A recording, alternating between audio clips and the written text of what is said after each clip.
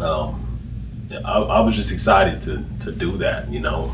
Still right now, like I'm still on the confidence side, you know. I'm a very positive guy. If anything wrong, if there's something wrong going on in life, I look on the positive side of it, you know, pray about it, and I talk to God and make sure that I keep everything on a positive note, because I don't like to waste my not even a minute on negative things, you know. I got you. So let's say you're talking to an artist, he's about to film his first music video. What are some tips that you would give him from having experience in doing that yourself? Some kind of do's and don'ts. Always put a message in your music, whether it's for, you know, a good message though. You don't want to be these guys who are putting these negative things in these songs, you know what I'm saying? Put something good, give people something good to think about during the day, not nothing negative and not nothing that they can't look back or they can't show their whole family and everybody have a good time, you know. Right. Because it's not worth it. You got people who are out here who put together music that sounds good, but the message in it is just, it's not versatile. So put a message in it, and there's something that somebody's whole family could sit down on the couch and listen to. That's deep. So let's get into when you're creating this project, Beat in the Trunk, right? Your first project. Yes. How long did it take you to come out with the concept, track sequencing, to get everything mixed and mastered, and to kind of determine how you wanted to put that album out? How long did that process take, and how did you feel on the creative side, producing everything, getting everything done? It took me about a year to do the whole album. Okay. So, and it was perfect. I mean, you could still put like Beat in the Trunk in your CD player and play the whole album all the way through. Okay.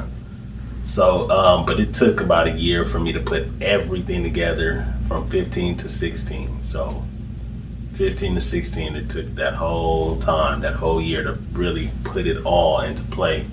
Okay. And then I dropped it, man. And after I dropped it, it was like, this is for everybody now. You know what I'm saying? And Okay. everybody loved it. So Got you. yeah, So it was a community thing. okay. Yeah. So you know, so you're 17 years old at this point. Are you still attending high school? How's everything going academically? School. Well, when I was 16, I was still in school. Yeah. Okay. 17, I got to the end of school, and I ended up moving into my own house. Okay. I started renting my own house out, so I figured I don't gotta do nothing for nobody. I'm living in my own house, which was a mistake. I ended up going to get my GED. You know, Right. I just let it go because So tell me what that feeling's like. You're how old? You said you were 17. 17. You're 17. You're living in. You know, you're in the house out. Yeah. In what area? What city? I was in Grenada at that time. So in Grenada, California, your own house. So I take it a lot of parties. Yeah, party. A lot of friends. A lot of shit. Right. We got girlfriends at the time. Yeah. We got situationships. Right. We got different things going on. At that age, to that point, you don't have any kids, right? So you're actually being cautious, as far as kind of watching out for yourself and being careful. Yeah. And that's powerful. What are you learning about responsibility at that time? At that time, I learned that I was a warrior. I learned how much of a warrior I really was at that time. Okay. Because there were different things that was happening that brought out how much of a warrior I had to be, in order to hold my own fort down. Right. At such a young age. Okay. And I was also humbled because, I lost a lot at that time, so I learned, from the situation, and I moved forward, moved out, ended up in some other situations that were better than the one I was in before. So. Okay, so around this time when you're in your first place, your dad's kind of gone. He's doing the things he got to do to better himself. How are you learning, by yourself to be a man? Was that a really tough task for you, or you just kind of just started putting the pieces together yourself? Well, my nickname is Man, so Okay. I always would say that there is no true definition that isn't self-defined. You know what I'm saying? For a manhood, you know what I'm saying? If Okay. you are a man, that's exactly what you are. You know, I wouldn't say you would be in anybody's. I wouldn't put any man in a box and underestimate any man. Right.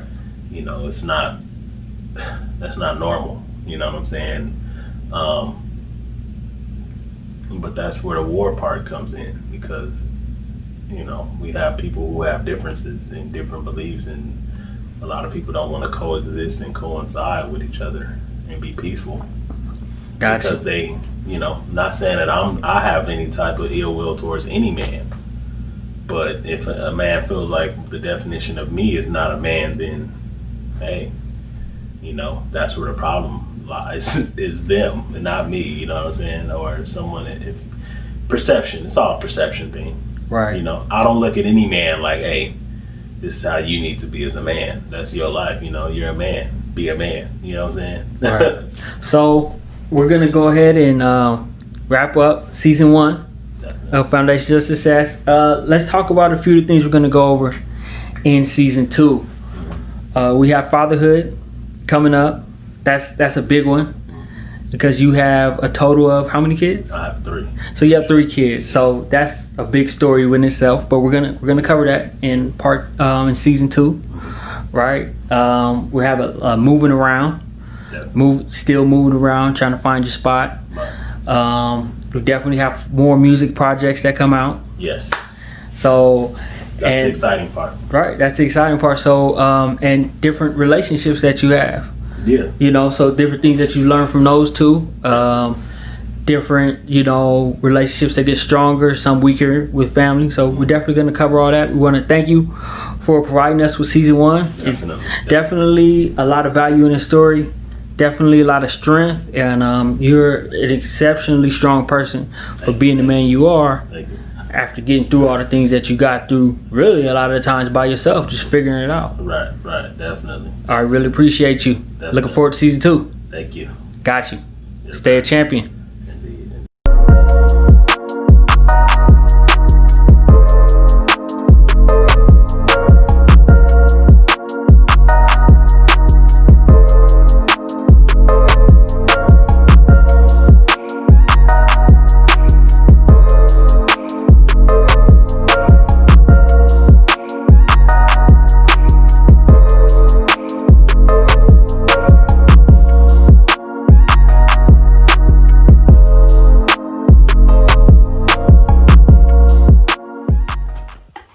All right, so we just wrapped up Foundations of Success with my brother, VPMANMAN.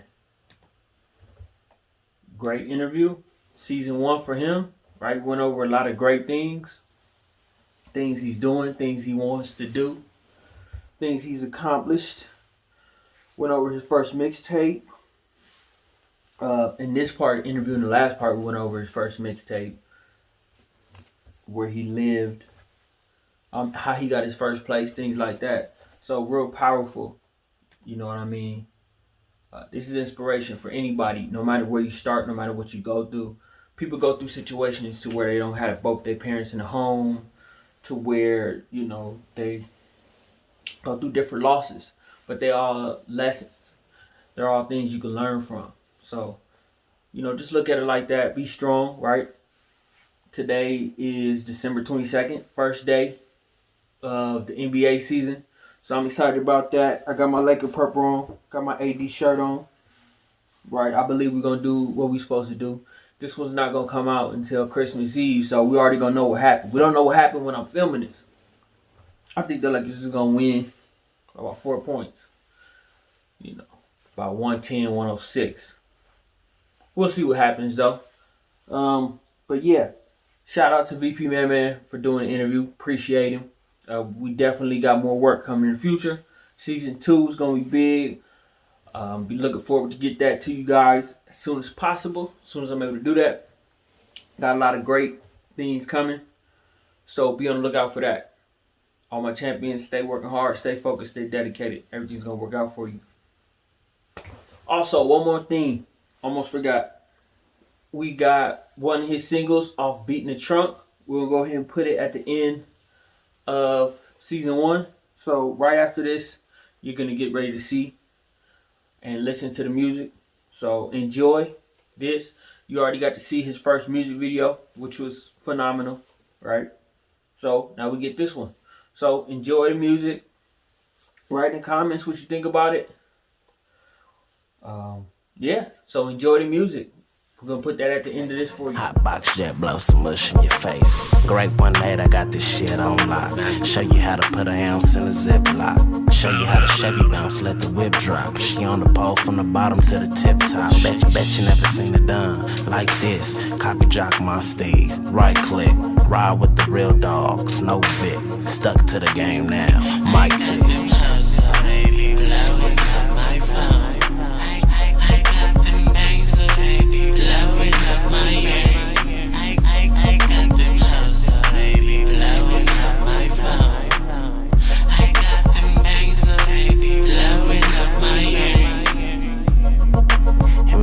Get it in, I'm bold. You niggas better grab a coat, cause I'm cold. Higher than ozone, so gone. Call log full, I'ma need another phone. House full, I'ma have to send hoes home. You heard what I said, giddy up, get gone. California kid got beat in the trunk. Produce that track, whole song gon' bump. You can't tell me nothing. Fast like boy, got my whole squad stunned. And if you with the lake, you can get a little something. Don't bring your chick, might lose another.